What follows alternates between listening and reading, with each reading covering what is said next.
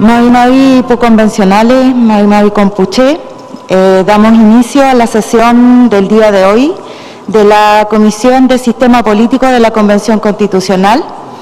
En esta jornada vamos a continuar con las audiencias con los invitados que nosotros hemos denominado en el módulo de poderes constituidos. Hoy nos acompaña la presidenta Michelle Bachelet, a quien agradecemos desde ya, ¿cierto?, que se haya dado el tiempo, en su tiempo de descanso, para acoger la invitación que como coordinación y también como comisión le hemos remitido y enviado, ¿cierto?, y que nos esté acompañando hoy día, presidenta, muchas gracias. Es muy relevante también señalar que, bueno, es la única mujer que ha ocupado el cargo de presidente de Chile, así es que también esa mirada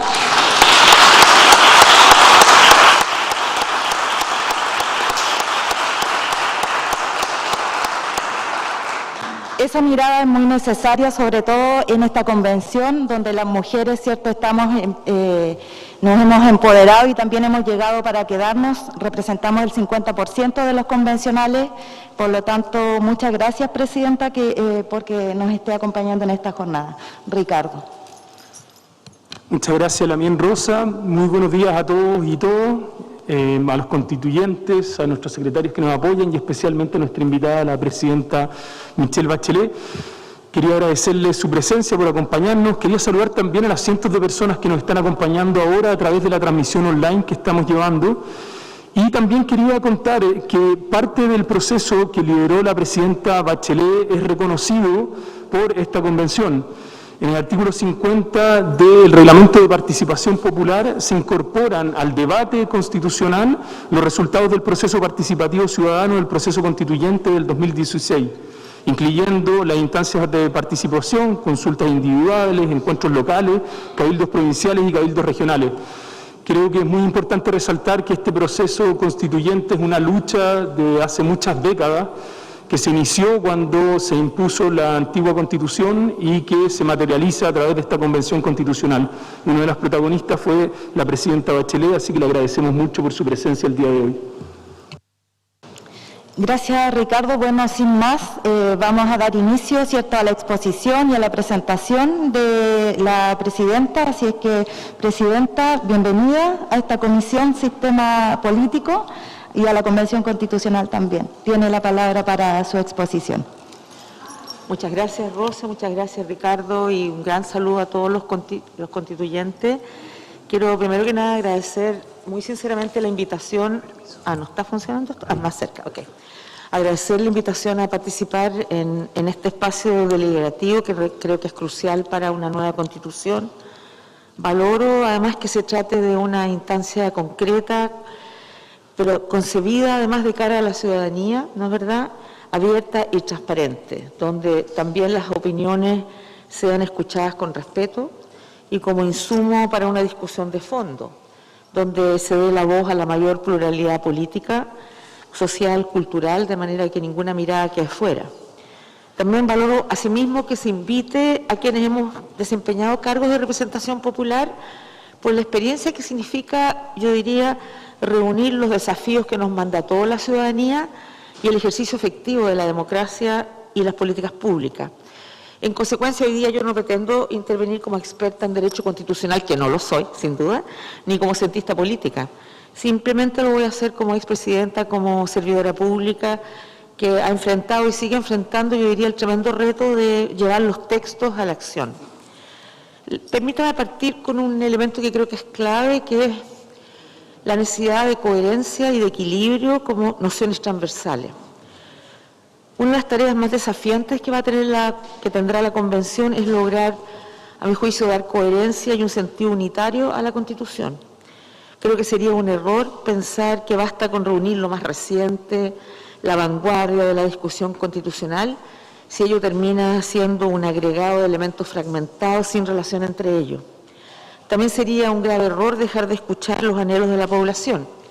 De allí, a mi juicio, la importancia de dedicar los esfuerzos necesarios a elevar un conjunto sistemático y orgánico de normas que den respuestas al Chile de hoy, porque una buena Constitución es una que ayuda al funcionamiento del país.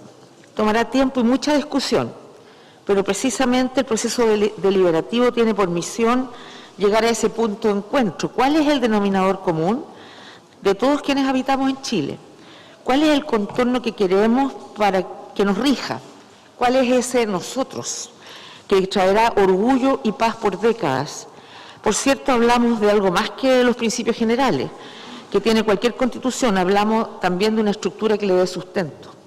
Entonces, lo más relevante, a mi juicio, es entregar al país un marco de entendimiento que sea consistente en permitir el desarrollo de nuestros principios comunes, del cual se desprenda una interpretación clara y compartida sobre lo que decidió como fundamento la ciudadanía, lo va a decidir en el 2022.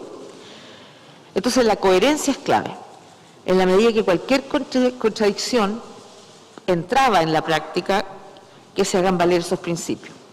Y una de las preguntas que deberán resolver como convencionales es cuán estrecho o amplio es este conjunto de principios y herramientas para asegurar esa coherencia. Ese equilibrio va a ser un pilar fundamental de la gobernabilidad futura.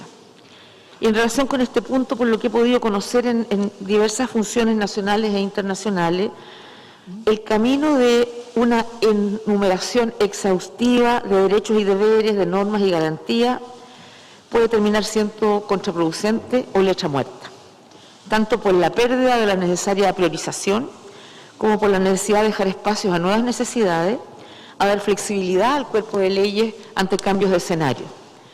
Parece prevalecer la constatación que a mayor claridad para todos, mayores garantías para todos.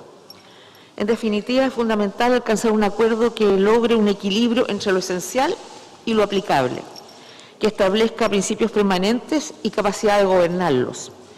Y esto es válido para todas las comisiones, pero creo que adquiere aún más sentido en esta comisión, que debe dar a Chile buenas herramientas para mantener viva su democracia. Permítanme algunas palabras sobre la organización de nuestro sistema de gobierno. Concretamente, ¿qué ocurre con la forma en que se organiza el poder político? Es decir, a través de qué instituciones queremos que se distribuya el poder. El sistema de gobierno sigue siendo un tema abierto, con muchas dimensiones, argumentos y consecuencias prácticas, como el tipo de elección, directa o indirecta, limitaciones a la reelección, uso de las temporalidades políticas, es decir, elecciones simultáneas o separadas. Lo determinante es, una vez más, la noción de equilibrio. Si partimos del principio que el poder no puede estar concentrado en una sola institución, el desafío es lograr un equilibrio para representar de la mejor manera posible los anhelos ciudadanos y a la vez dar gobernabilidad. No son discusiones fáciles ni intuitivas y recién comienzan a salir del círculo de los académicos. Se va a necesitar invertir en mucha pedagogía hacia la ciudadanía para sumarla a la decisión y se necesitará capacidad de entendimiento para llegar a una posición lo más satisfactoria para todos. Se han escrito miles de páginas sobre las ventajas y desventajas del régimen presidencial, semipresidencial y parlamentario. Y a mí no me corresponde dar un punto de vista definitivo sobre un asunto cuya diversidad he podido comprobar en el mundo. Así, en Europa y Oceanía predominan el régimen parlamentario, seguido por variantes de semipresidencialismo. En América y África esta tendencia se invierte, con más estados con presidencialismo seguidos de cerca por casos de parlamentarismo. Sí creo que será importante hacer el esfuerzo de situar la argumentación en nuestra trayectoria histórica, ya sea para desapegarnos de ella o para perfeccionar el camino seguido hasta ahora. Chile tiene una tradición jurídica, por lo demás, que habrá que examinar con rigor y con generosidad. Quisiera agregar 3 elementos a tomar en consideración cuando se discute el sistema político. Primero, la cultura política de un país. Todo régimen está vinculado a una cultura política. Sin embargo, eso no quiere decir que cambiar el régimen provocará necesariamente un cambio cultural favorable. No hay causa y efecto, sino que intervienen otros factores como la participación activa de la ciudadanía, la transparencia exigida, los niveles de conocimiento y valoración de la democracia o el sistema de partidos del país. Como médico les puedo decir que un buen tratamiento pasa por un buen diagnóstico. Muchas veces ocurre que se quiere remediar una situación con respuestas que necesitan otras intervenciones, porque tenemos distintos problemas. Por ejemplo, un problema es mejorar la representatividad del régimen presidencial, otro es corregir su rigidez, otro es fortalecer la cultura democrática Otro es reconstituir el lazo entre representantes y representados. Por lo tanto, no se puede dar respuesta a todos los males con una sola medida. Segundo, la responsabilidad por los actos políticos. Es algo de lo que se habla menos, pero se debe tomar en consideración una adecuada rendición de cuentas de quien toma decisiones. Ante la exigencia creciente por atribución de responsabilidades, debemos ofrecer a la ciudadanía un régimen que contemple mecanismos claros para entregar un mandato y poder monitorearlo hasta el final. Si vemos los casos que del Brexit o la inacción climática, nos recuerdan que despojar una decisión de su responsabilidad política ejecutora es un problema de enormes consecuencias, porque si nadie se hace cargo, ¿cómo corregimos? El nuevo régimen deberá ofrecer claridades en este sentido o al menos permitir que la legislación particular lo haga. Tercero, la preparación de la transición institucional, como probablemente habrá cambios en la institucionalidad política actual, habrá que destinar los mejores esfuerzos en preparar las diferentes etapas de implementación en el tiempo. Y esto va a requerir, por supuesto, coordinarlo con el Gobierno y con el Congreso. Confío en que va a prevalecer el interés superior de Chile en las negociaciones que ya empiezan, tanto en términos logísticos, legales, como en las adecuaciones en cada administración del Estado, en particular en lo relativo a la situación de los trabajadores. Finalmente, hasta el punto quisiera recordar algo evidente, que la distribución del poder es también en el territorio. En Chile estamos empezando al fin a dar autonomía democrática a las regiones para que elijan sus autoridades y definan su estrategia de desarrollo. Eso da más pertinencia a las decisiones y más legitimidad a nuestra democracia. Darle sostén será sin duda uno de los aspectos centrales del nuevo pacto de convivencia que Chile está construyendo. Pero creo que es tiempo de abrirse a otorgar seriamente competencias a las regiones. Esto requerirá que la nueva Constitución permita la creación de servicios públicos que dependan de las regiones y la dictación de leyes que permitan tener una efectiva potestad reglamentaria y administración financiera autónoma. Por cierto, esto deberá ir de la mano de responsabilidad y de límites, ¿no? El fortalecimiento de las regiones demanda que además se reconozcan las particularidades de cada territorio, con órganos descentralizados al interior de cada región, para no replicar la concentración en las capitales regionales. Un par de palabras sobre la organización del Congreso Nacional y el sistema electoral. Al igual que en la discusión sobre los problemas del presidencialismo, la discusión sobre un Congreso unicameral o bicameral está estrechamente vinculado con nuestra experiencia desde el año 1990.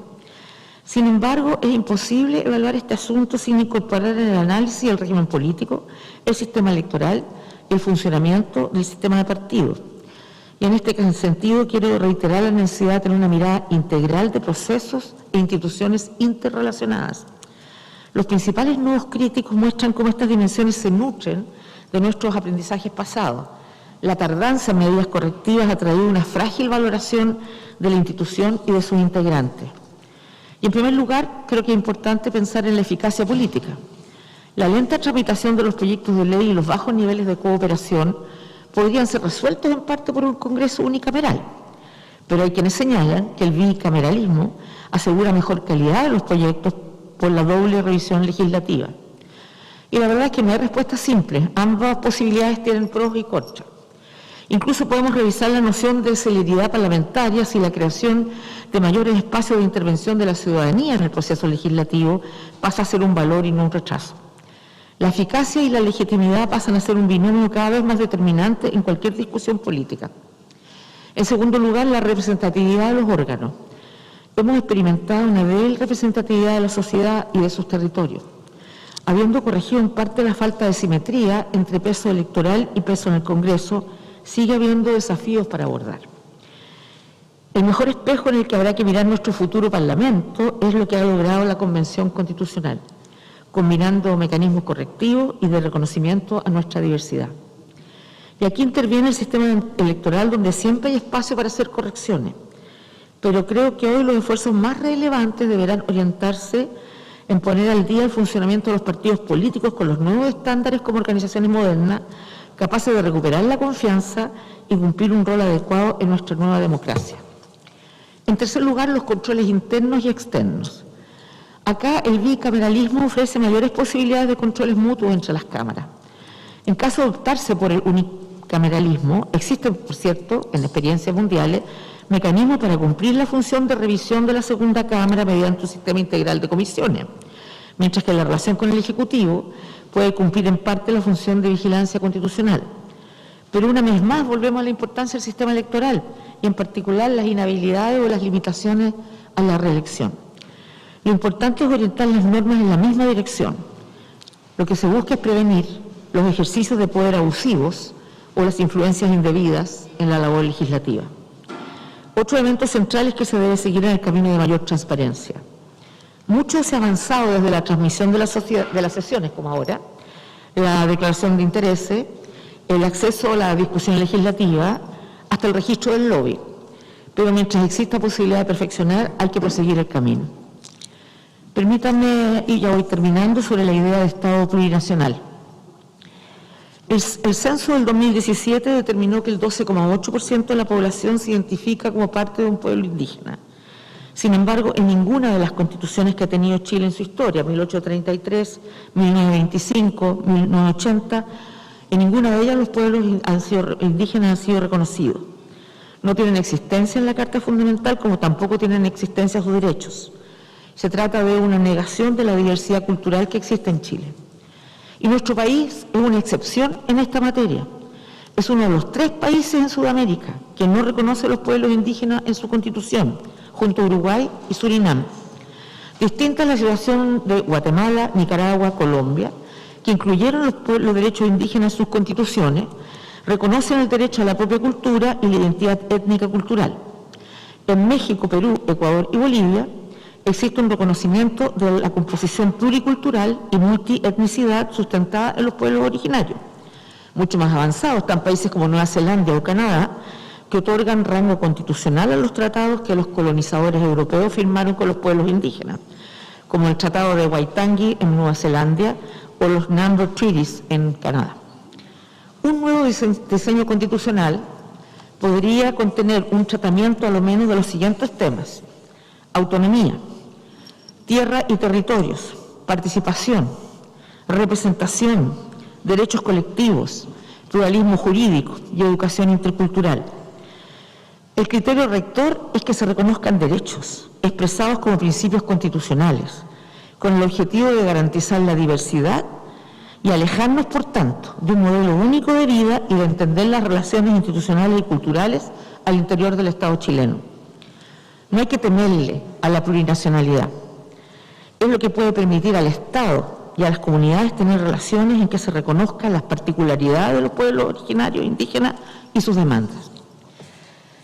Déjenme concluir felicitándolos a cada uno y cada uno de ustedes por la labor que están haciendo.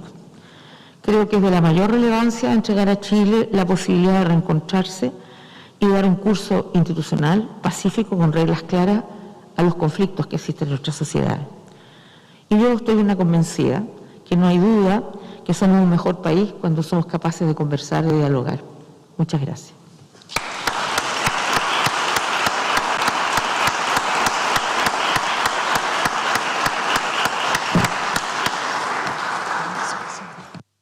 Muchas gracias, Presidenta Michelle.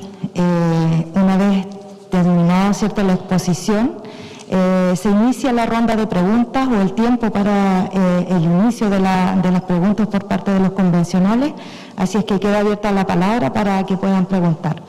Raúl, tienes la palabra. Gracias, coordinadora. Buenos días, señora Presidenta.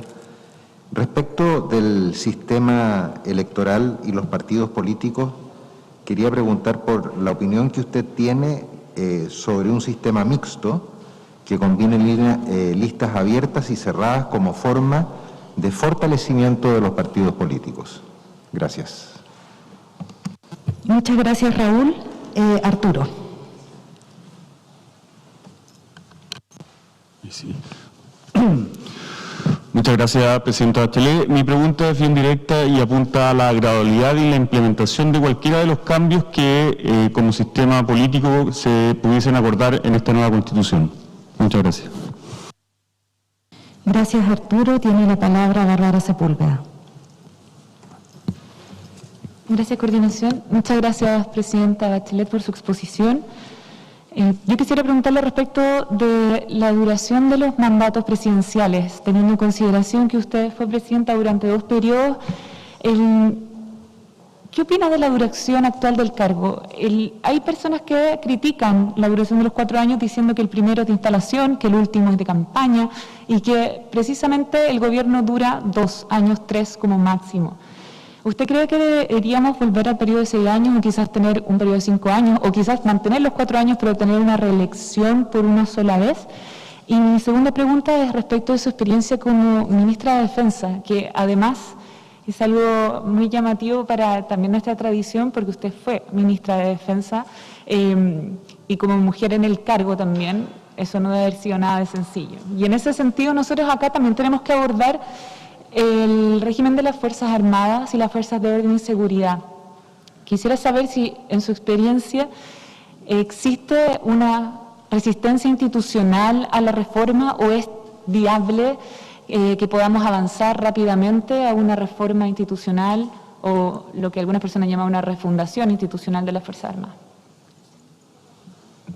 Muchas gracias, Bárbara. Ha pedido la palabra Constanza Juve. Muchas gracias, Rosa, y muchas gracias, Presidenta, también por su exposición muy clara. Se agradece también que haya venido presencialmente el primer expresidente que viene presencialmente, así que muy agradecida por eso. Yo comparto con usted, de hecho lo planteaba en esta comisión, de que para poder tener un tratamiento hay que tener un buen diagnóstico y que hay un tema de diagnóstico institucional muy complejo en el que estamos hoy día porque tenemos lo que en la academia se llama la parálisis institucional por gobierno dividido, que es la mezcla entre elecciones conjuntas de presidente con parlamento, de un sistema electoral proporcional con grandes magnitudes y un presidencialismo que donde el presidente tiene atribuciones pero no tiene poder. Entonces, desde ese punto de vista, yo le quería preguntar 2 cosas. La primera, usted señaló varias veces el tema del sistema electoral y yo comparto que es gran parte del problema que tenemos hoy día. ¿Cómo podemos, o qué sistema electoral, se imagina usted si mantendría el que tenemos hoy día con las magnitudes que tiene hoy día, donde hay distritos donde se eligen 8 diputados, por ejemplo, y eso termina generando una lejanía entre el representante y el representado, precisamente una lejanía entre la ciudadanía con el representado? Y por otra parte también, ¿qué opina respecto a las elecciones conjuntas y estos 3 elementos? ¿Cuál cree usted que está fallando, si cree que algunos de estos elementos están fallando, y cómo vería usted, desde su experiencia, una potencial solución? Gracias. Gracias, Constanza. Es el turno de Fernando Atria. Gracias, coordinadora. Gracias por su presentación, señora presidenta. Uno de los problemas que están apareciendo en la conversación de esta comisión, es cómo diseñar un régimen político que permita un gobierno eficaz en la realización de sus programas de gobierno. De modo que esos programas de gobierno, cuando son vencedores en una elección, pueden ser vistos como que deciden cosas que después se van a realizar. Aprovechando su presencia aquí, creo que sería extraordinariamente ilustrativo para esta comisión que usted nos pudiera referir desde su experiencia. ¿Cuáles son los problemas que para la realización de un programa, que en su caso es un programa que recibió no solo el apoyo que significaba su elección, sino también apoyo parlamentario, pero que se encontró con distintos problemas en su realización de distinta naturaleza? Algunos de esos problemas tienen que ver, o pueden tener que ver, con el régimen político, y pueden ser entonces enfrentados desde la óptica de lo que interesa a esta comisión. Cuestiones, por ejemplo, como la forma de organización y funcionamiento de los partidos políticos dificulta la disciplina de coalición, como la relación entre el Congreso y el presidente dificulta la situación en condiciones de fraccionamiento, etcétera. Creo que escuchar de su experiencia el tipo de problemas que usted identificó puede ser muy ilustrativo para esta comisión. Muchas gracias. Muchas gracias, Fernando. Es el turno de Tania Madriaga. Buenos días, muchas gracias. Quería consultar, Presidenta, por la dimensión territorial de la distribución del poder que la mencionó en su exposición, que me parece muy importante que le haya dado ese nivel de prioridad junto a otros criterios, y también la dimensión de legitimidad de la democracia, que creo que está muy vinculada respecto a lo que las comunidades de los territorios han venido planteando y que también lo hemos reflexionado en la comisión, sobre cómo estamos conectando el debate de esta comisión con lo que la comunidad, la ciudadanía está requiriendo sobre la política en nuestro país. Entonces, quería consultarle, según su experiencia en nuestro país, cuáles son las dificultades que hemos tenido que usted cree que son las más importantes para poder desarrollar un proceso de distribución del poder territorial, y por otro lado, en su experiencia internacional, ¿qué cree usted que pudiera ser criterios o experiencias que pudiéramos mirar y que cree que han podido tener un mejor resultado que el que hemos tenido hasta ahora en nuestro país? Gracias. Muchas gracias, Tania. Ha pedido la palabra ahora Fuad Chaín. Fuad, tiene la palabra. Muchas gracias, Rosa. Agradecer a la presidenta su presencia, su muy clara exposición. Usted, presidenta, logró algo muy esperado, digamos, en su gobierno, que fue terminar con el sistema binominal por uno mucho más proporcional, lo que mejoró sin duda la representatividad del Congreso, pero con un sistema multipartidista extremo como el que tenemos genera dificultades también de gobernabilidad, porque dificulta la existencia de gobiernos de mayoría, y eso indudablemente que genera una complejidad. Por lo tanto, me gustaría saber qué opina usted, qué cambios podrían hacerse al régimen político para poder tener efectivamente gobiernos de mayoría. Y finalmente, simplemente agradecerle, porque creo que el primer gran impulso al proceso constituyente en el que hoy día estamos, se lo dio usted con todo lo que fue los encuentros autoconvocados, los cabildos, todo ese proceso participativo que sin duda puso en el tapete la necesidad de poder tener una nueva Carta Fundamental. Así que en gran parte el que estemos aquí también tiene que ver con su voluntad, con su decisión de impulsar un proceso de estas características para Chile. Gracias, presidenta. Gracias, Fuad. Hernán Larraín tiene la palabra. Muy buenos días. Muchas gracias, presidenta, por su presencia. Uno de los grandes debates que está teniendo esta comisión es el régimen político. Una opción es perfeccionar el presidencialismo actual, otra alternativa es avanzar a un semipresidencialismo, donde el Congreso jugaría un rol muy importante y eventualmente podría elegir al jefe de gobierno. Usted señaló que la característica de la cultura política debía ser el primer elemento que deberíamos considerar pensando en el sistema político. En su experiencia, como 2 veces presidente de la República, ¿cómo cree usted que leerían y verían los cambios en la ciudadanía si es que le pasamos a los partidos políticos la elección de quién va a tener la responsabilidad política de la toma de decisiones y no la tradición de elegir directamente a quién lo hace como es actualmente? Muchas gracias.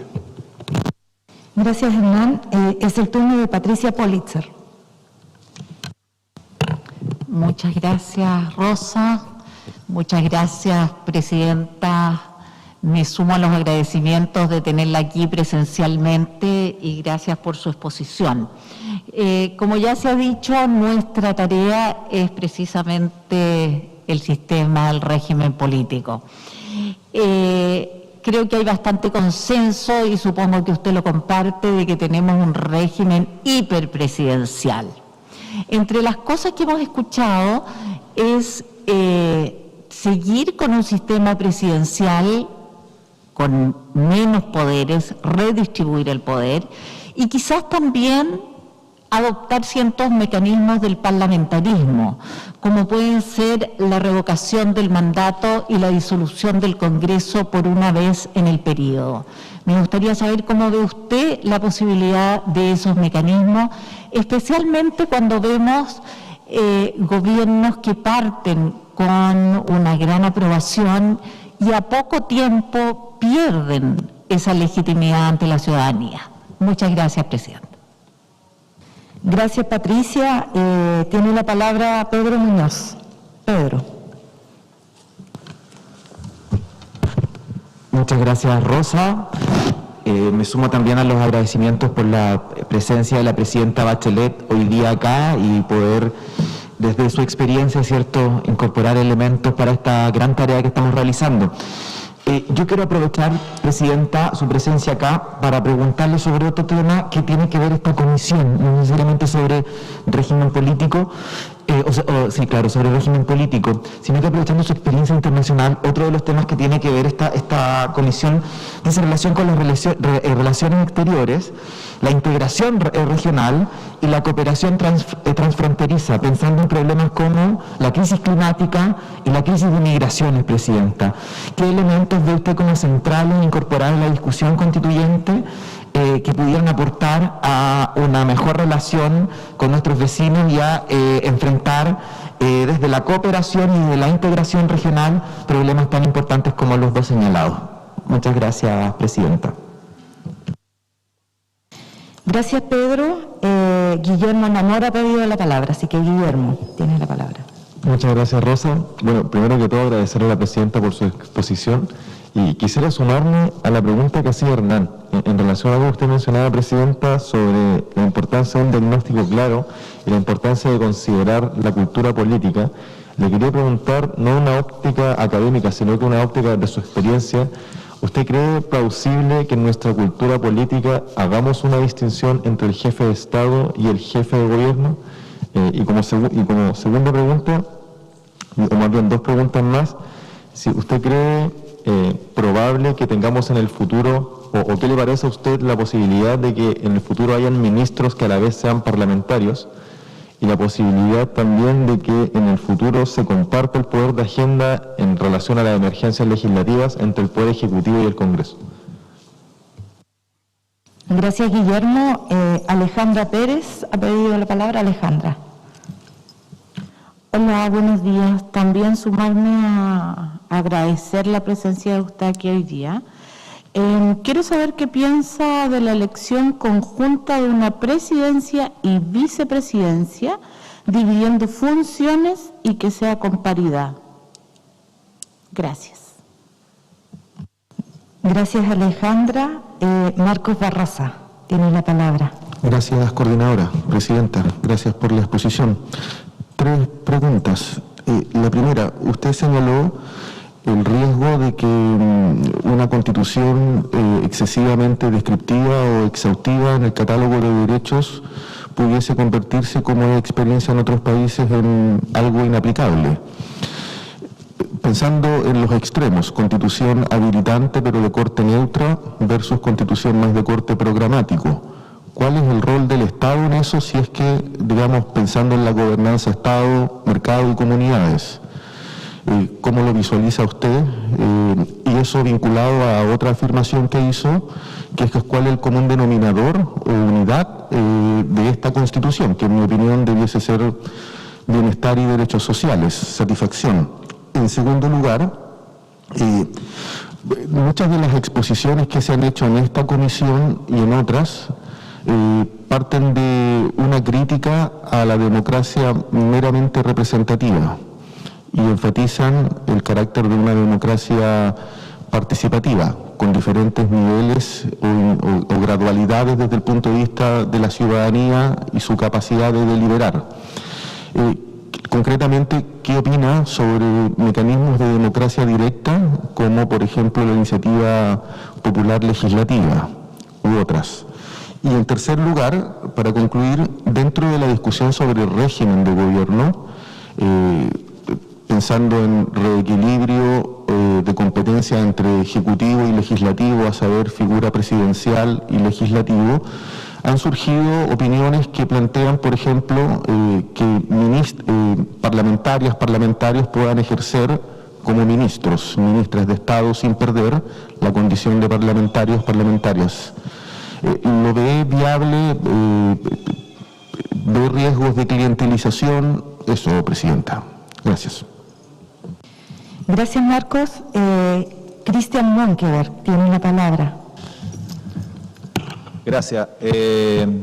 Presidenta, qué bueno que esté acá y que se haya dado el tiempo, también presencialmente, para poder recoger opiniones en los temas que interesan a esta comisión.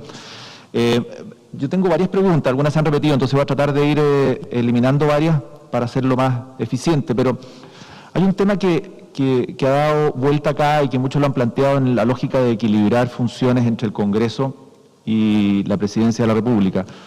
Una de ellas es algo que atañe directamente al funcionamiento, que es el gasto. Existe la idea de dar iniciativa de gasto, o se ha planteado a los parlamentarios en ciertas materias. ¿Qué le parece eso? Entendiendo la función o superfunción que lleva adelante la DIPRES y el Ministerio de Hacienda en esta materia, lo reducido de las facultades del Congreso en esta materia. Y si es así, ¿cómo permitir que esto funcione bien o que cuaje bien?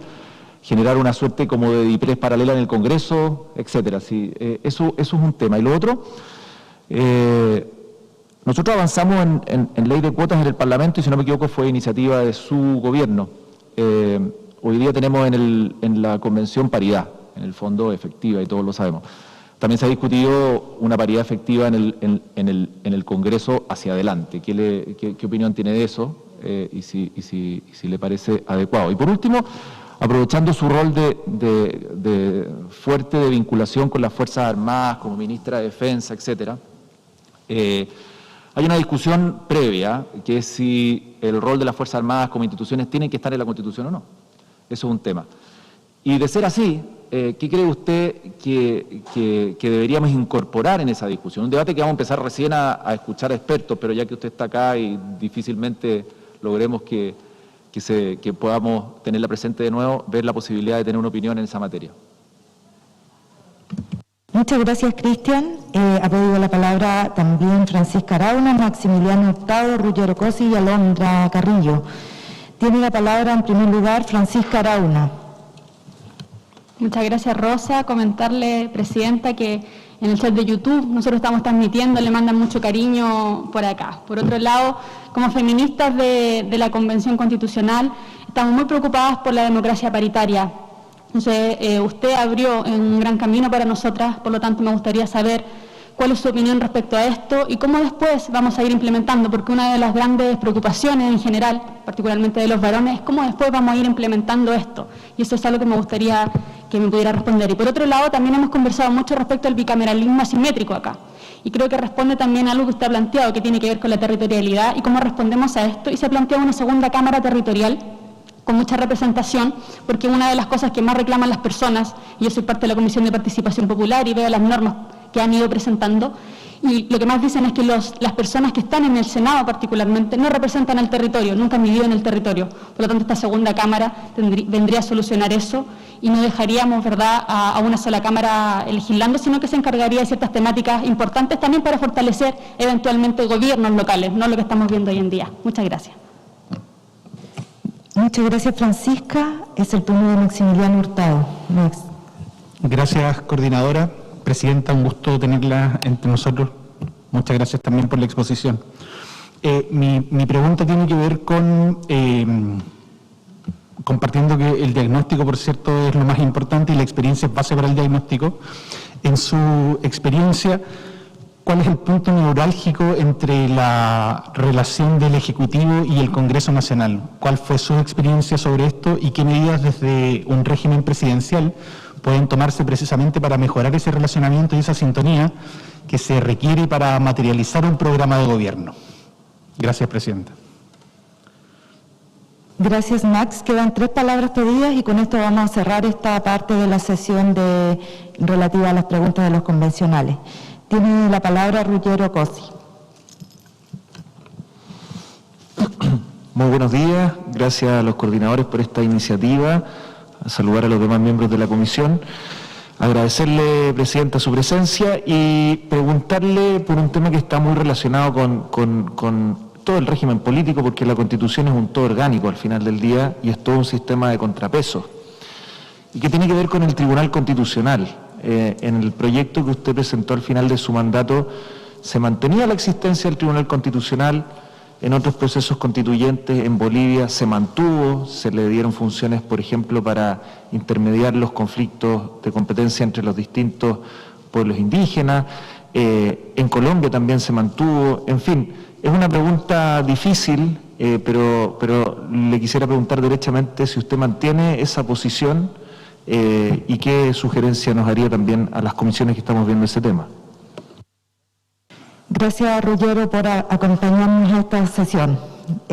Alondra Carrillo tiene la palabra vía Zoom. había escrito que son demasiadas preguntas, entonces no sé si la expresidenta va a poder responderlas todas y va a bajar mi palabra. De todas maneras la dejo planteada solo, si es que puede alcanzar el tiempo para abordarla.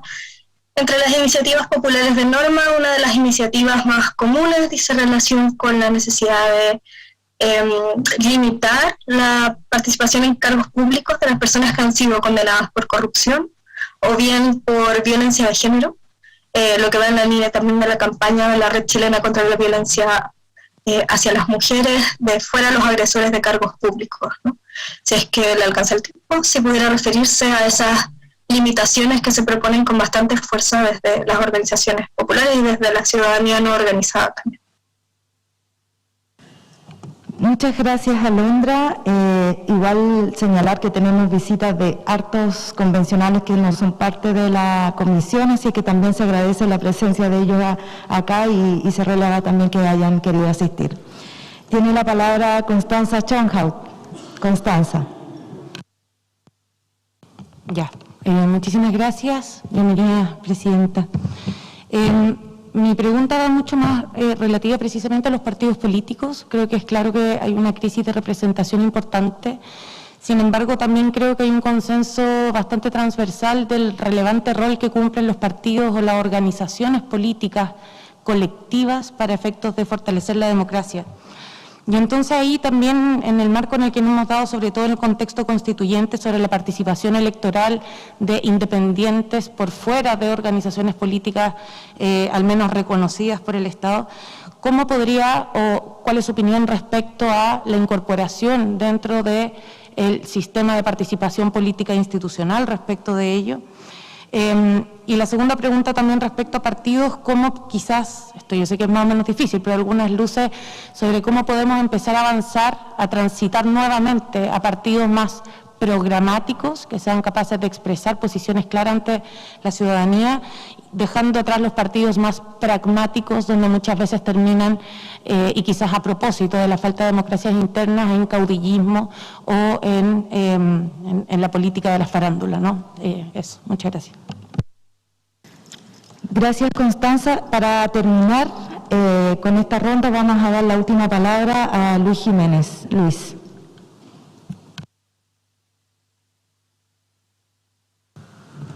Yuspa Garpa, Hachepiri, presidenta Michelle Bachelet, expresidenta Michelle Bachelet.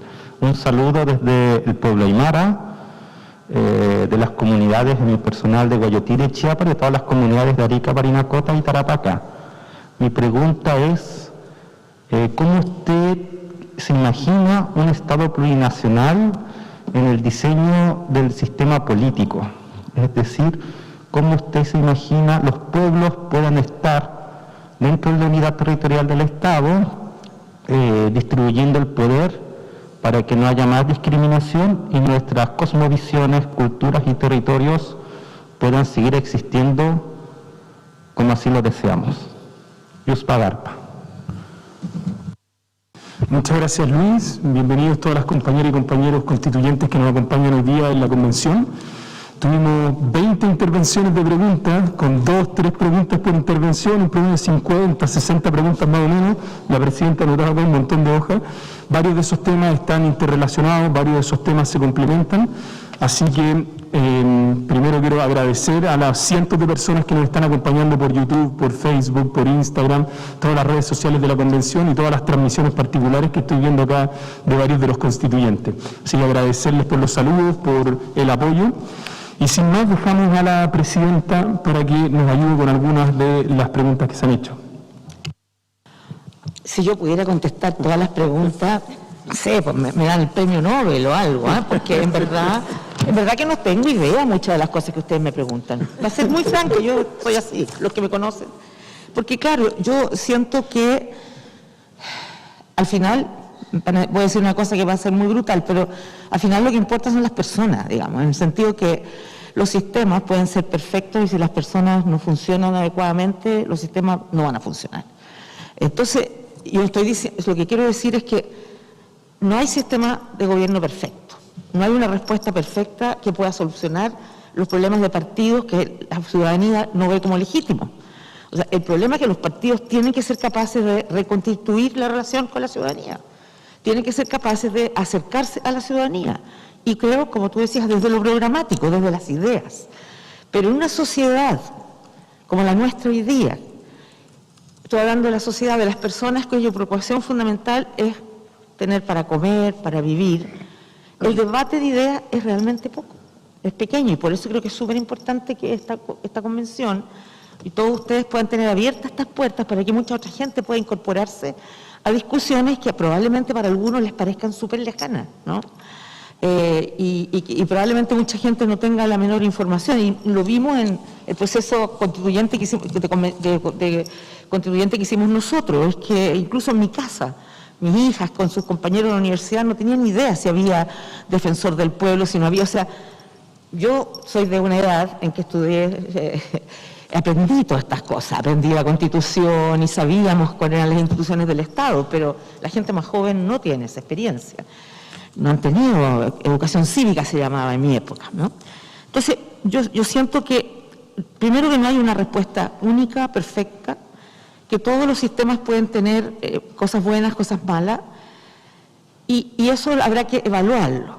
Es posible que, hay muchas preguntas que ustedes han hecho, si es posible, por ejemplo, estoy tratando de, no solo de ver las preguntas, sino de entenderme la letra, porque trato de escuchar mirando a las personas y escribo, entonces después no puedo entender lo que escribí, pero por ahí me preguntaban, ¿no es verdad?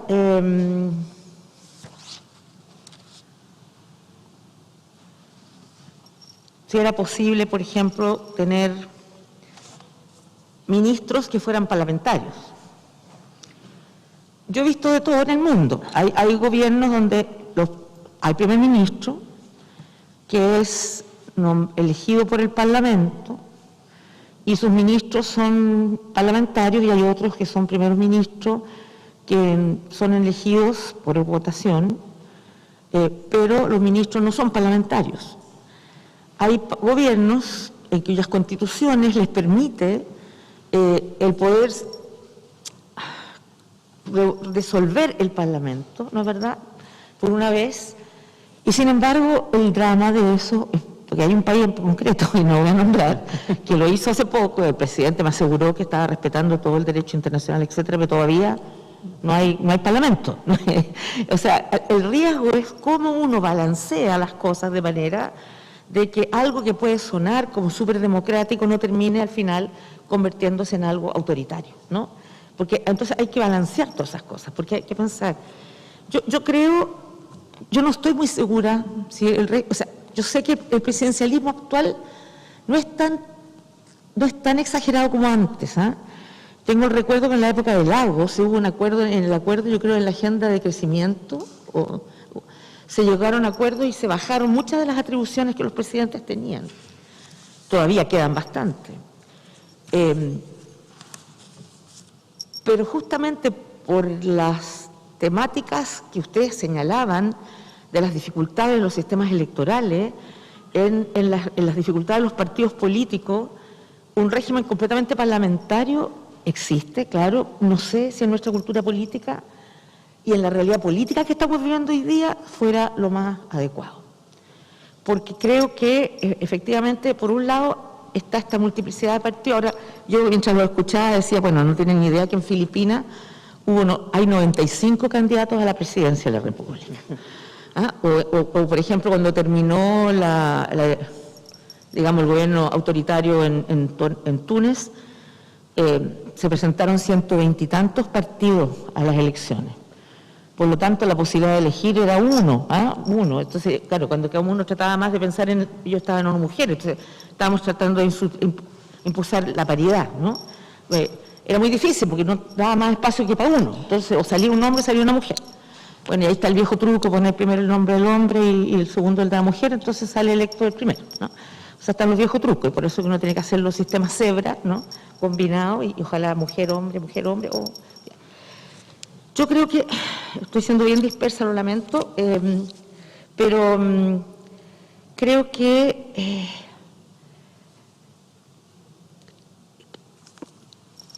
¿cuáles son las dificultades para gobernar con el Parlamento?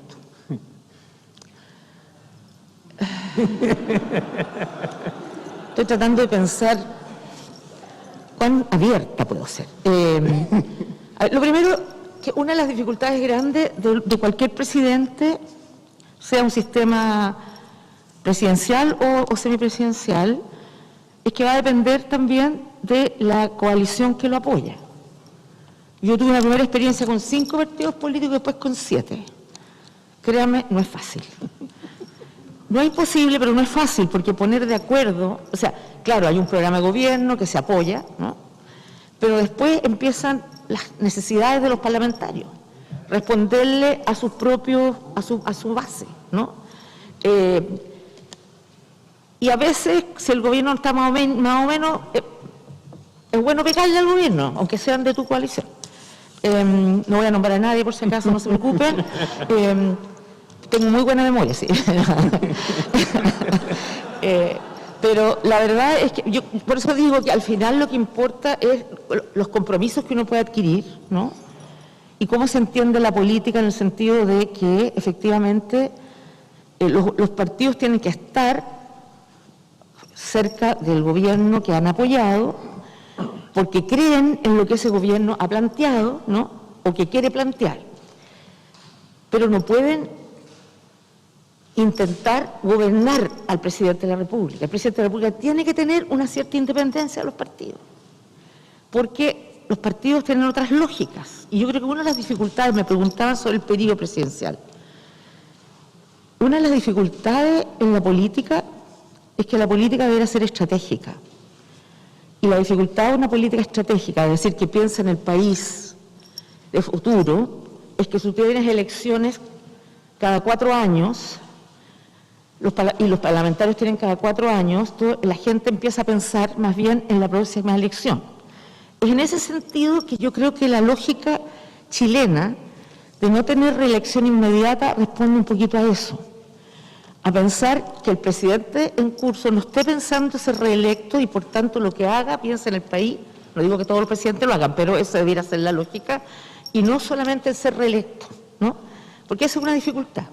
Y una dificultad para que sean estratégicos cualquiera sea, el presidente o los parlamentarios, y sobre todo los parlamentarios que son electos cada 4 años. 6 años presidente de la República para poder tener más tiempo para hacer su programa.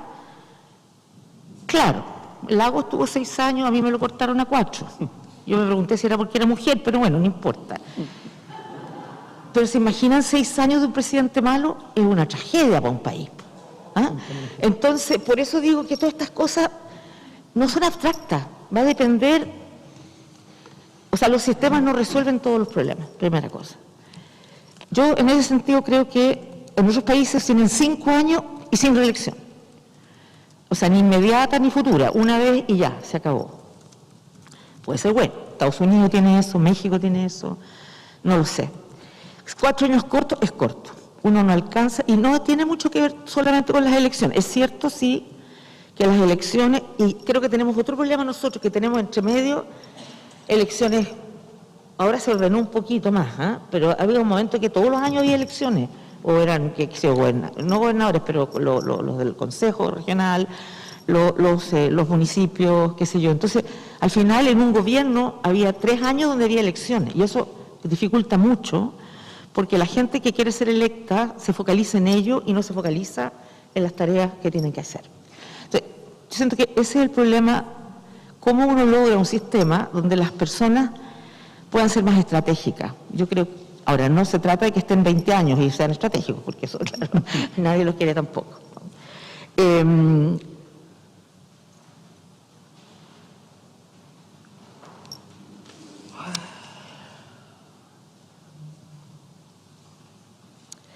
Yo sí creo, y mandé un proyecto de ley, pero no pasó de iniciativa popular de ley.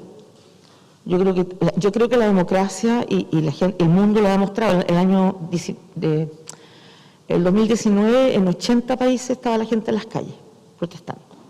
Por distintas razones, socioeconómicas, problemas contra la corrupción o porque los gobernantes habían sido electos asegurándose de que no iban a ir a la reelección y querían cambiar la Constitución para ir a la reelección. Y la gente, o sea, yo soy una convencida de hace rato que ni los sistemas políticos ni los sistemas económicos responden a lo que la gente quiere, y que se requieren nuevos modelos económicos y que se requieren nuevos modelos políticos. Y por cierto, la democracia no para nadie es suficiente solamente como derecho a elegir.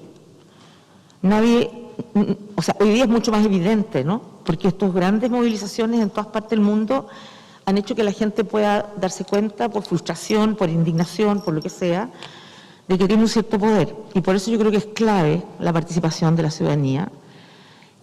Y la gente no quiere solamente elegir a un candidato, sino que quiere poder tomar decisiones en el día a día. Y creo que es clave darle mayor valor al territorio, porque es en el territorio, es en lo local donde pasan cosas, ¿no? Y donde la gente, ahí donde vive la gente, donde sus derechos pueden estar ahí relacionados. Entonces, yo de verdad creo que se requiere formas de participación ciudadana constantes, frecuentes. Una de ellas puede ser la iniciativa popular de ley, puede haber otras, ¿no? Otras formas, pero creo que es clave. Y creo que en eso nosotros tenemos un vacío bien grande como sociedad y como país, como sistema político. Y en toda su diversidad, ¿no? Y por eso es que creo que también los territorios son claves, porque no creo que debiera haber como una lógica homogénea para cada territorio. Y por eso yo señalaba que en el proceso de regionalización era importante avanzar a darle más potestad, incluso de facultad de gasto propio de los territorios, porque las realidades son súper heterogéneas. Es cierto, uno puede tener políticas globales de salud, no es verdad, cosas, pero hay otras cosas que son específicas, ¿no? Y eso requiere una cierta especificidad y que requiere tener más autonomía, que hoy día no la tienen todavía. Y yo creo que eso se requiere avanzar mucho más. Y en ese sentido, claro, por ejemplo, Luis preguntaba sobre como aymara, ¿no es verdad? Y es muy distinto la realidad aymara, ¿no es verdad?, que la realidad lasquenche o cualquier otra, ¿no? Entonces, requiere un Estado, requiere tener una regionalización que se haga cargo de toda esa diversidad, toda esa riqueza y diversidad cultural, étnica, etcétera, ¿no? Y nosotros hoy día no tenemos eso todavía. Hemos avanzado en regionalización, pero todavía no tenemos esa capacidad. Ahora, ¿cuánto gasto puede definir el Parlamento? Yo tengo una preocupación, sí. Porque yo veía muchas veces un proyecto de ley que era bueno o malo, no sé, lo que sea, y estaba arriba todo el mundo gritando. Y los parlamentarios votaban porque estaban sus votantes ahí, a favor o en contra. Entonces, pero por otro lado, sé que el presidente Lagos planteó una especie de DIPRES en el Parlamento, ¿no?, como una oficina que pueda tomar definiciones presupuestarias.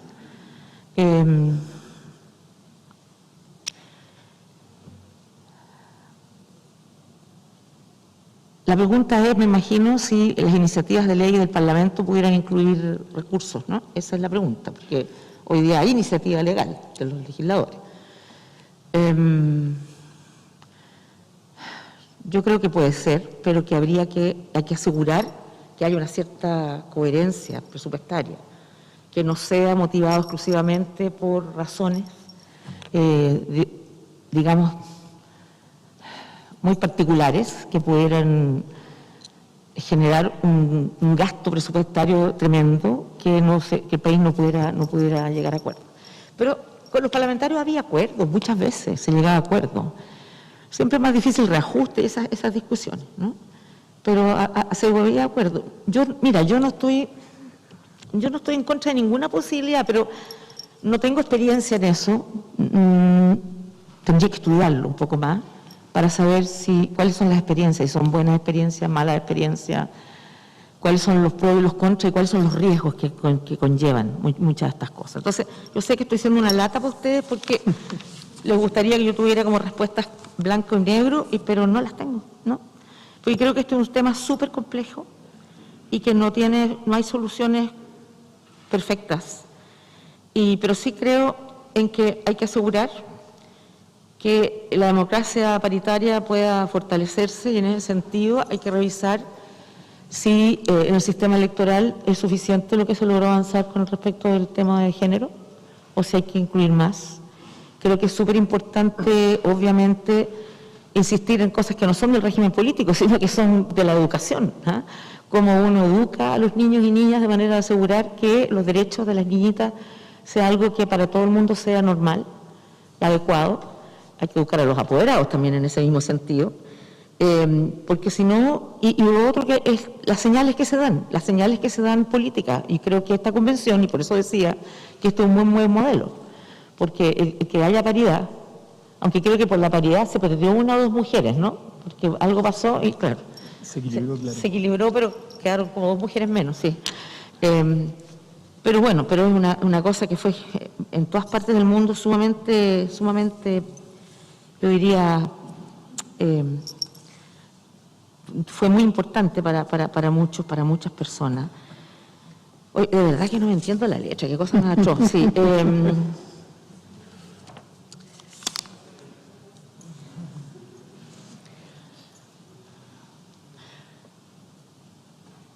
sí, yo me acuerdo cuando le pedí a la Carola Toá que fuera ministra, ella renunció al Parlamento. Y claro, la pregunta es si los parlamentarios, o sea, yo lo que no creo que pueda hacerse, lo hacen en algunas partes, yo no sé cómo. En Francia son ministros y pueden ser parlamentarios y pueden ser alcaldes. Y además en algún momento tenían los 3 sueldos, lo que es increíble. Pero yo creo que el trabajo de ministro tiene que ser de dedicación exclusiva. O sea, uno tiene que trabajar todo lo necesario. O sea, no veo posible ser parlamentario y ministro al mismo tiempo. Una cosa distinta es si alguien de un parlamentario quiere ir a ser ministro y se le pueda permitir que vuelva. Esa es una discusión distinta, ¿no? Pero yo creo que no se puede, o sea, yo creo que es muy difícil para un país como el nuestro, largo, grande. No tenemos una población enorme, pero tenemos y yo creo que ese es un tema que hay que preguntarse también, por la representación territorial, porque efectivamente hay regiones que son enormes, y la posibilidad de ese parlamentario, por más trabajador que sea, de poder cubrir toda la región, de poder llegar a la gente, que la gente sienta que el que ella eligió es personas que están cumpliendo con las metas que se esperaban, es muy difícil.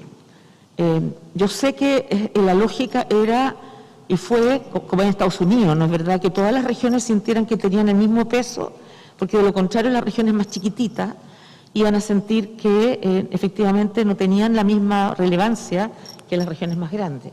Y ese es un elemento complejo de definir. Pero creo que hay regiones que son, por su extensión, la verdad que hay que repensar si el número de electos corresponde. En términos de la transición, que alguien preguntó, yo personalmente creo que nada debiera cambiar. O sea, yo decía, hay que ponerse de acuerdo con el Congreso y con el Parlamento, pero creo que habría que dar un tiempo para los cambios, que no puede ser una cosa abrupta, digamos, ¿no? Porque además la gente eligió parlamentario, presidente de la República, y por lo tanto esas personas tienen que tener la posibilidad de cumplir el periodo por el cual fueron elegidos, ¿no? Entonces creo que hay que hacer una transición en la cual se pueda pensar efectivamente que eso viene para más adelante, para tal fecha. ¿Se acuerda? Como se hizo con el tema de la reforma procesal penal, de los gobernadores, ¿no? Que se tomó la decisión, bueno, los que están hoy día en ejercicio siguen en ejercicio, pero en un próximo periodo entra esto en vigencia. Lo que sea, que ustedes vayan a definir y que la gente después vaya a aprobar, ¿no? Porque si no es muy complejo, si no es muy desordenado, es muy complejo. Las personas tienen que, cuando llegan, tanto los parlamentarios como los presidentes y sus ministros, que ordenarse, y se ordenan el periodo que tienen para hacerlo. Tienen que fijar sus prioridades y todo aquello.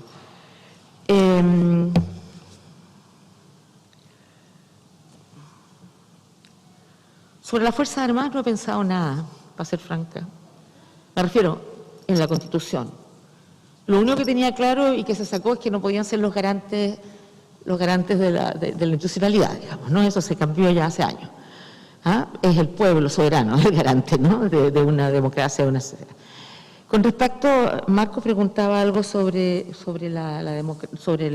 lo esencial de la Constitución. Yo pienso que lo esencial es que tiene que definirse un Estado social y democrático de derecho. ¿no? Eso es lo esencial, ¿no? Que pueda garantizar efectivamente los derechos a todas las personas. Obviamente en la medida de lo que el país pueda, pero que efectivamente. Y en ese sentido, claro, no es parte de ustedes, pero creo que obviamente hay varias cosas de la Constitución que hay que cambiar, porque yo creo siempre, lo he creído, pero en particular si uno lo ve con el COVID, quedó aún más claro que quienes han podido responder es el Estado, y que los privados tienen que jugar un rol, sin duda, pero el Estado es el que realmente puede garantizar los derechos a las personas. Y por eso es que tiene que ser un Estado de derecho democrático, sí. Y la Constitución actual es muy da un rol de subsidiariedad al Estado, que creo que le limita extraordinariamente en las posibilidades reales de garantizar los derechos a las personas. Entonces, ahí es una parte básica. Yo no sé si ustedes se tienen que meter con eso o es otra parte, pero creo que eso es clave, efectivamente.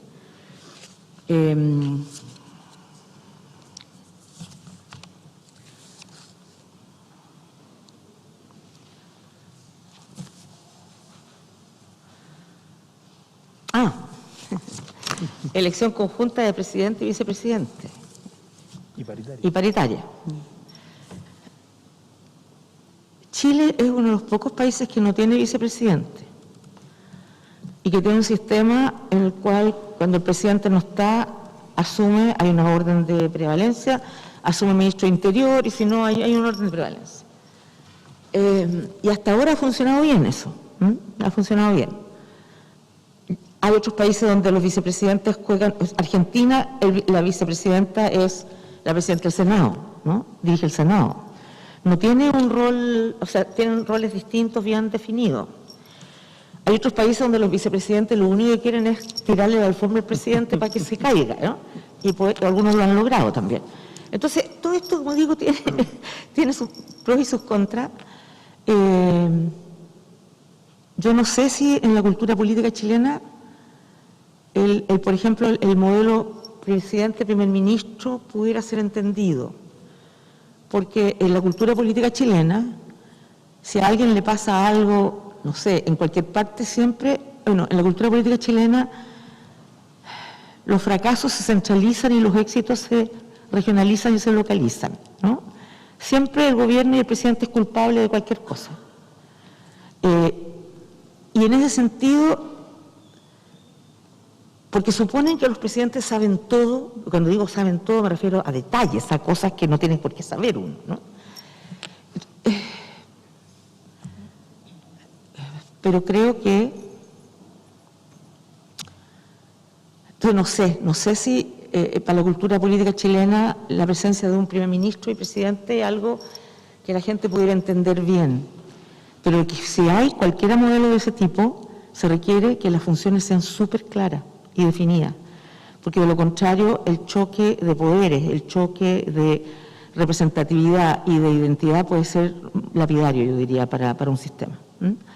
Realmente malo.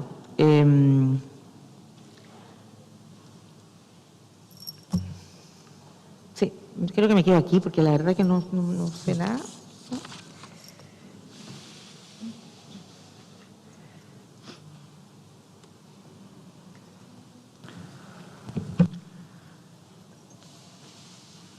Una última cosita.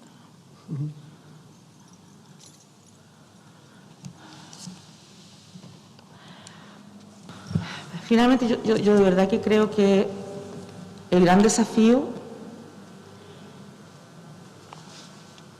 o sea, yo creo que la realidad muestra que los partidos políticos son necesarios, o sea, son necesarios porque supuestamente los partidos son capaces de mirar la dimensión país, ¿no? Es súper importante la movilización ciudadana, pero los ciudadanos tienden a formar grupos de interés, ¿no? Grupos que se movilizan por los derechos humanos, por el medio ambiente, por lo que convoca, ¿no? Por el derecho a las mujeres, por los derechos indígenas. Y los partidos tienen la obligatoriedad de tener una mirada país, incorporar todos esos elementos. Entonces son necesarios. Eso yo estoy una convencida. Pero los partidos tienen que ir a una reforma profunda, interna. Tienen que encontrarse con la gente. Tienen que recanar la legitimidad. Entonces, y eso se logra, no creo que a través de leyes, se logra a través de entender cuál es su rol, de no alejarse de las personas, de estar ahí en la base, en el territorio, y de representar a la gente y ser lo más fieles a su palabra, a lo que se han comprometido, a lo que dicen representar. No va a haber ni una constitución ni una ley que resuelva eso si no se logra lo más fundamental, y que los partidos realmente le den garantía a las personas de que las personas importan y que están trabajando por ellas, ¿no? Creo que eso va a ser difícil que una constitución lo modifique por sí mismo. Puede abrir oportunidades, puede dar una esperanza de que las cosas van a mejorar, pero yo siento que el sistema de partidos, y los partidos en sí mismos, y los liderazgos, y yo creo que si hay uno de los temores, uno de los problemas que tenemos en el mundo hoy día es falta de liderazgos, ¿no?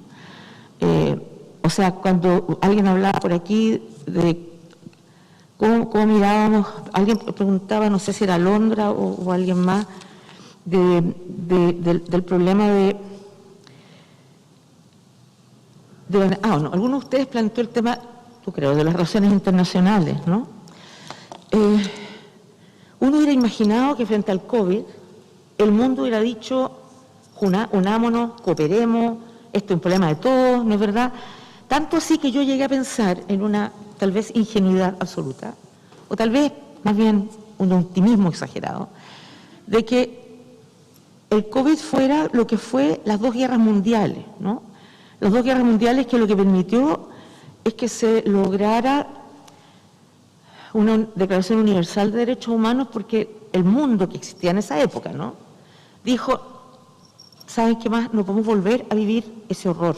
Entonces pongamos de acuerdo cuáles son los mínimos sociales básicos de derechos que hay que garantizar a todo el mundo por el hecho de ser humano. Interesante para las chiquillas que se hablaban del feminismo, porque fue una mujer feminista india la que logró que se pusiera el concepto de seres humanos, y no, porque en esa época el concepto era los derechos del hombre, ¿no? Y incluso la señora Roosevelt, que ella hablaba así, pero fue una india que fue feminista la que hizo eso. Entonces, fue tal el horror de las guerras que se dijo, no podemos volver a esto. Entonces, armemos algo que nos convoque a todos, que nos comprometa a todos, ¿no? Yo tenía la esperanza que el COVID hiciera lo mismo, que la gente supiera que teníamos cosas como humanidad fundamentales que teníamos que cuidar y respetar. Y no lo logró. Se ha visto algunos elementos. Y yo creo que estamos en un momento súper difícil.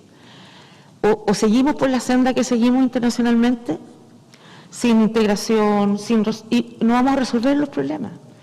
La migración es un derecho humano de movilidad de la gente.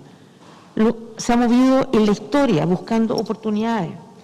Y la única posibilidad y no es un fenómeno de un país individual, tiene que ser visto regionalmente, tiene que ser visto internacionalmente, porque el mundo se va a seguir moviendo. Y la única diferencia es que lo van a hacer de manera más peligrosa. Se van a poner más en daño, porque si no pueden pasar por la frontera, van a pasar por el cerro, por no sé dónde. Entonces, la verdad es que eso es un tema que hay que mirarlo, verlo y trabajarlo internacionalmente, ¿no? Y creo que ha habido poca capacidad de hacerlo. Y si no lo hacemos, vamos a seguir. Miren, lo que se nos viene en el mundo, conflictos bélicos, conflictos por el agua, conflictos entre sectores que no van a tener tierras, agua, lo vemos lo estamos viendo hoy día, ¿no? El cambio climático, que es un tema súper clave.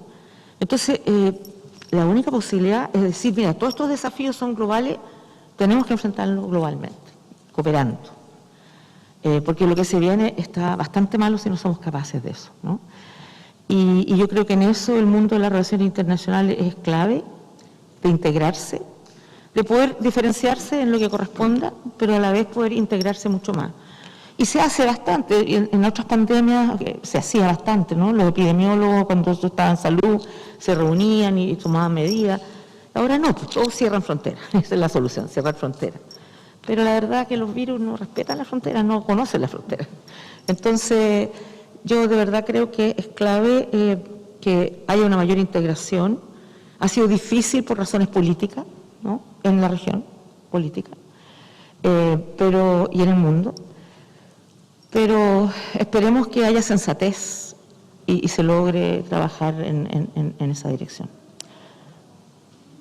Yo estaba bien dispersa, lo sé, pero bueno, es que yo hace tiempo que no hablo de estos temas, ¿entiendes? Entonces estoy dedicada a otras cosas. Así que, pero bueno, gracias a ustedes, no, pero de verdad yo quisiera agradecerles muy sinceramente. Yo sé que han sido víctimas de muchas críticas, ¿no? Que tienen el problema que tienen muchos, que hay tanta expectativa en la Constitución que es difícil, uno nunca puede cumplir las expectativas cuando son enormes.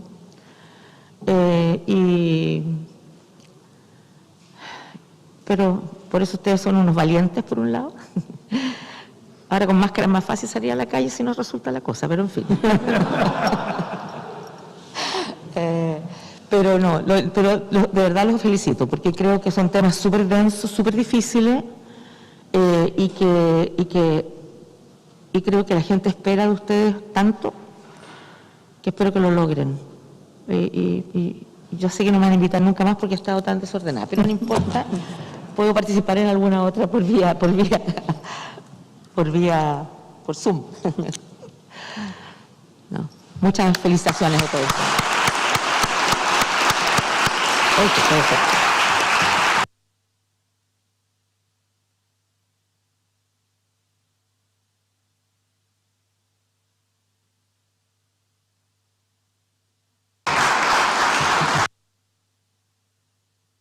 Muchísimas gracias, Presidenta. Esta comisión está siempre invitada y queríamos pedirle como un favor final.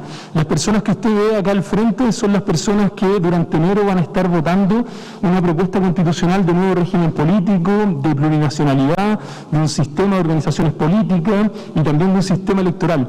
Y quería pedirle una reflexión final. ¿Qué recomendación le daría a estos constituyentes que tenemos al frente, que son los encargados de llevar al Pleno la propuesta que debe ser votada ya?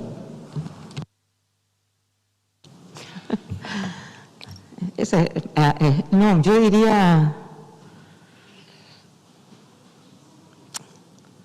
creo que existe ese espíritu aquí, me han dicho, de buscar acuerdos, de escucharse.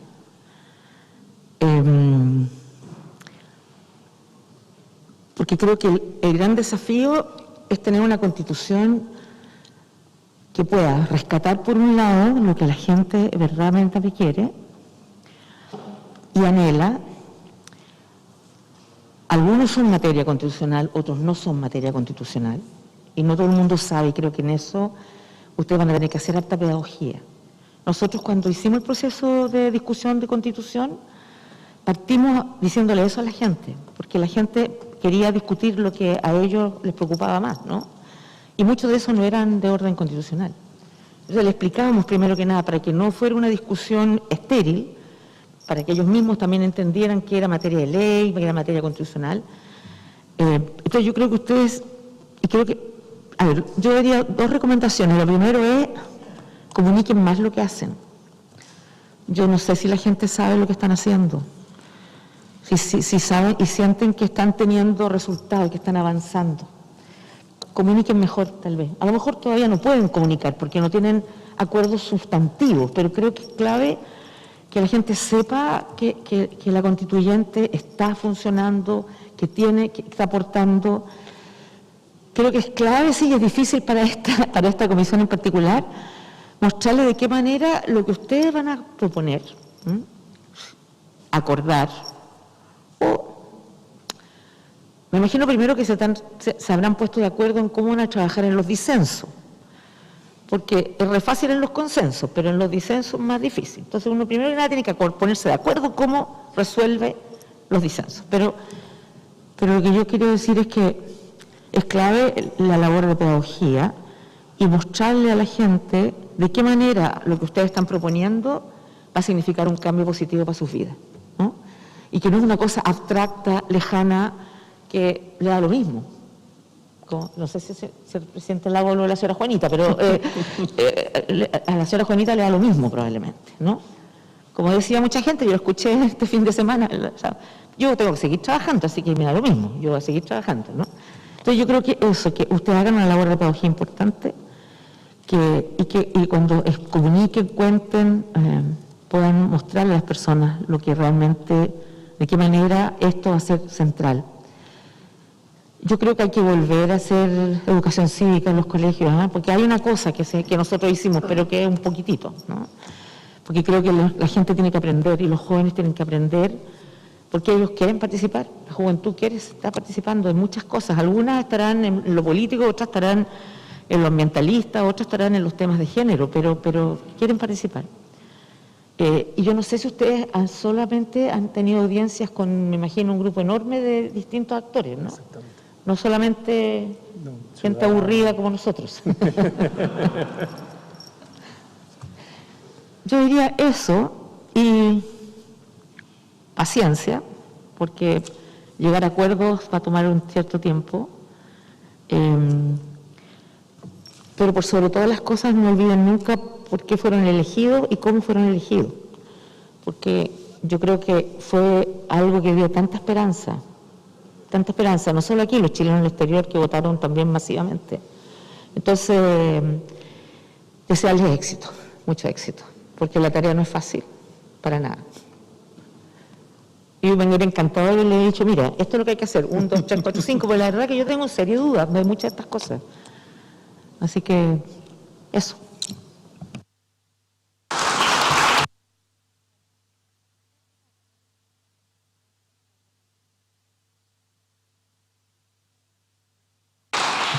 Muchísimas gracias, Presidenta. Compañeros, compañeros, les queremos pedir ayuda también para que nos ayuden a hacer una salida ordenada. Vamos a hacer un punto de prensa, vamos a comentar un poco lo que se habló acá. Les queríamos pedir su colaboración. Vamos a suspender la sesión hasta las 11:30 y vamos a despedir a la Presidenta. Presidenta, le quería agradecer. Queremos una foto. Queremos una foto. Sí. Tranquilo, ya viene. Venía un cierre espectacular, lo cortaron ahí en la mitad. Pero queríamos agradecerle, Presidenta, por su experiencia, por su testimonio y especialmente por sus reflexiones y decirle que usted también es parte de este proceso constitucional. Así que vamos a suspender, vamos a invitarlos a todos acá para tomar una foto muy ordenada y vamos a aprovechar de despedir a la Presidenta con un gran aplauso. Se suspende la sesión.